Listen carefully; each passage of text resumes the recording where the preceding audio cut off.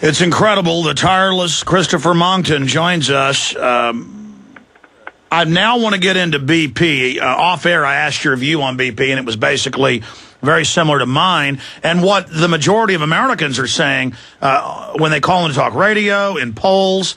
But, I mean, it's still incredible to have a video of Senator Kyle this week saying Obama told him behind closed doors he's leaving the border open, 20+ thousand dead, just Mexico's collapsed officially, so that everyone is terrorized into just granting them amnesty. That's a form of terrorism, of holding us hostage, and that's what Senator Kyle said. That he admitted he's holding us hostage. Same thing on the oil, and very early on I warned people, because I know their MO, that they were blocking the berms, blocking the barges, not taking the Dutch or the Norwegian giant tankers that can scoop it all up. If they would have been allowed to go there early, now it's spread out. And still, it's in the news every day where they won't let people block the estuaries. They won't let them put the berms up. And Obama came out and said cap and trade is the answer. I mean, this is terrorism. They are allowing it to get worse. It is a false flag in that they are blocking any real relief. It is very strange that the various methods that are available to bring this to an end very quickly are not being adopted, particularly the use of supertankers with the enormous pumps that they have on board. They can just go along literally vacuuming this stuff off the surface of the ocean, and you can run it, once you've taken it out with a pump, you can run it through what's called a centrifuge, which will separate out the seawater and leave you with the crude oil, which you then put straight into the tanks, and then you take it along to the refinery. It's perfectly good oil, nothing wrong with it. Oil and water don't mix. All you've got to do is separate them by a centrifuge, and you can use the oil and put the water back in the sea. And they're not doing it. They're not doing it because I think Obama wants to do what the left so often do. They want to teach the oil industry a lesson and say, well, you've made this mess, we're not going to allow it to be cleaned up, so that everybody sees what a big mess it is. Now, that may sound a little bit extreme, but look at it this way. There are methods they could have used to put an end to this a long time ago.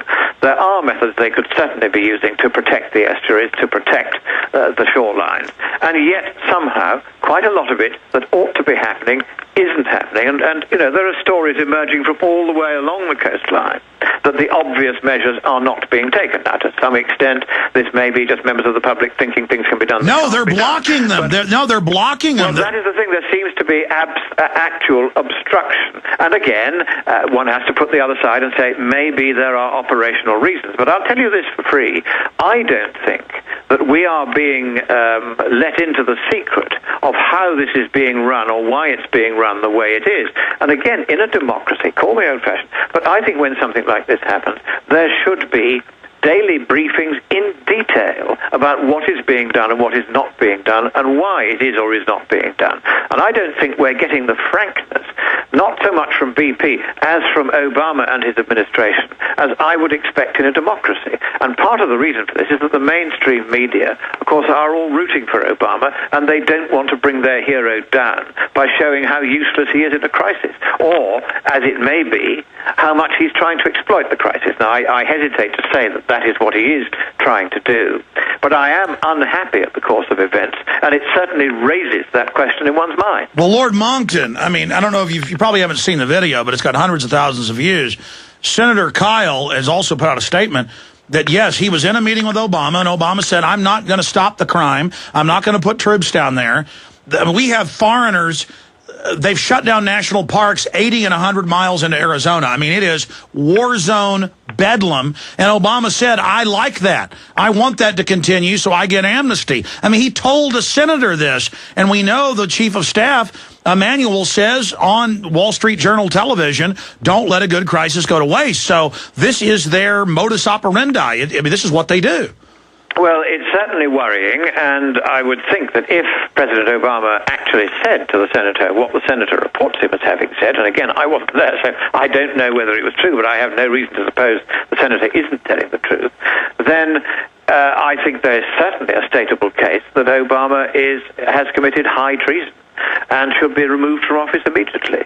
If he is actually saying, right, we're going to let the borders down and let everybody come pouring in, knowing that there are laws in place and people in place that are supposed to stop that happening, if he wants to change the law on immigration, he has to go to Congress to do it. He can't do that by executive order, and if he tries, he'll have to resign. But it's even more than that. Kyle said he was in the meeting, and Obama said we're not going to let this crisis go away. The murder. I mean, Mexico is a failed state. I'm sure you've seen 22... Oh, I mean, it's a tragedy what's been going on there. And, of course, people want to escape it, and they want to escape to their kindlier neighbor to the north. All of that one understands, and indeed one sympathizes.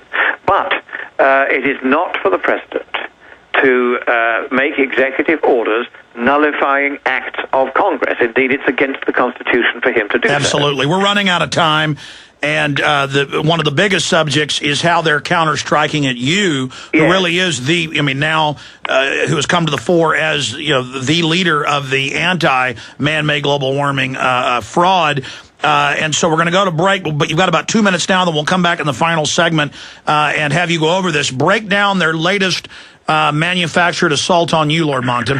Right. 8 months ago, I made a rather well-known speech in St. Paul, Minnesota, to a businessmen's audience, to the Minnesota Free Market Institute, in which I explained my doubts about the science of climate change and the economics, and also I tacked on a 4-minute segment which has been very widely viewed. I think 2.5 million people on the main website and another 2.5 million scattered over the internet have seen this peroration, where I set out the world government plans of the UN, quoting from the actual treaty draft of September the 15th last year, treaty draft for Copenhagen, which failed, I'm glad to say. But that speech has attracted so much attention that whoever it is that's behind this global warming scare seems to have decided that they wanted me to be personally discredited because of that particular speech. And so a professor at a Bible college in Minnesota called St. Thomas University, a Professor Abraham, who is not even a climate scientist, he's a professor of fluid mechanics or something, in the engineering department, decided to do an 83-minute slideshow with him talking over 115 slides, which he's put out all over the internet, and all the climate extremist websites are running it, basically saying that everything I said was nonsense from start to finish, and it's very detailed, and it's very vicious. He accuses me of misrepresentation, of making stuff up. All right, Lord Monckton, when we come back, and maybe I can twist your arm unless you have another show coming up for 5 minutes to the next hour, so you have 10 minutes. I'm going to try to give you the floor because you've got this big paper coming out that we'll post at Infowars.com as soon as it's out, where you go through and just document the straw man baloney. Lord Christopher Monckton's our guest. I'm Alex Jones.